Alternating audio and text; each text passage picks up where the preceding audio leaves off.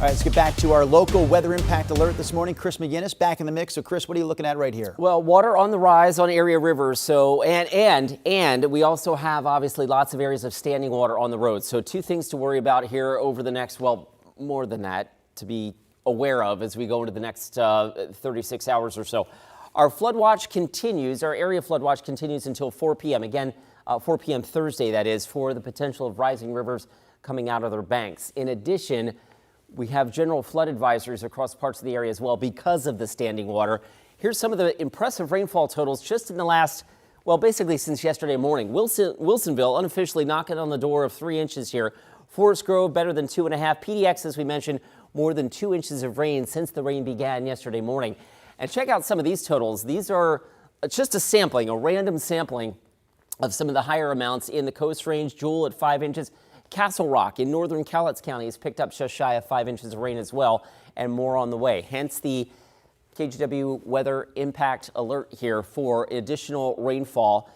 Periods of rain, heavy rain may return this evening. Our models still show another surge of some pretty high moisture coming our way this evening and overnight. Along with that will come possibly some gusty wind, which once again brings up the possibility of some down trees, some slides, and some power outages. So you need to have a plan for that. And obviously, just in general, you need to watch out for plenty of standing water on the roads.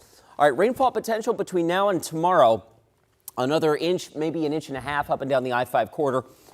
And the modeling seems to want to target the second atmospheric river, the second real good surge of moisture that comes in later tonight across more of Washington. So basically from Ocean County through the Kelso, Longview area, northern Clark, Cowlitz County, up into Skamania County in points north. So we may get a little reprieve from the heaviest rain in the Portland, Vancouver metro area, but that's kind of splitting hairs because, as we mentioned, we've already had more than 2 inches of rain in a lot of areas across the metro, and it continues to rain this morning.